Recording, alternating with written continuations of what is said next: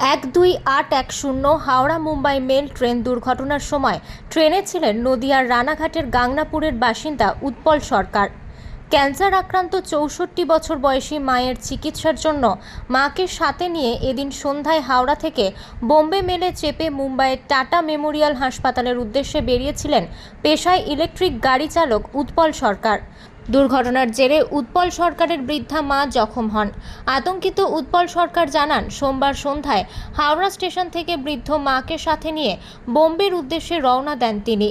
মঙ্গলবার ভোরে ঝাড়খণ্ডের চন্দ্রধরপুরের কাছে লাইনচ্যুত হয় ট্রেনের 18টি বগি।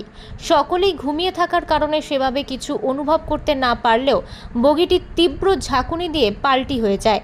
সিট থেকে ছিটকে পড়ে গিয়ে মুখমণ্ডলে আঘাত পেয়ে জখম বৃদ্ধা মা। বাইরে বেরিয়ে এসে রেলের ব্যবস্থাপনায় প্রাথমিক চিকিৎসা করার পর বিশেষ ট্রেনে করে মুম্বাইয়ের উদ্দেশ্যে রওনা হই।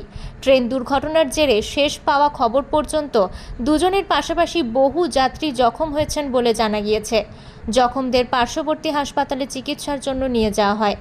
খবর পেয়ে ঘটনাস্থলে পৌঁছে উদ্ধার কাজ শুরু করে এনডিআরএফ সহ আরপিএস ও স্থানীয় পুলিশ প্রশাসন।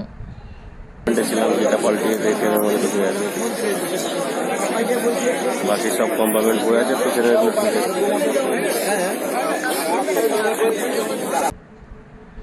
নদিয়া থেকে মাধব দেবনাথের রিপোর্ট, আনন্দ বার্তা।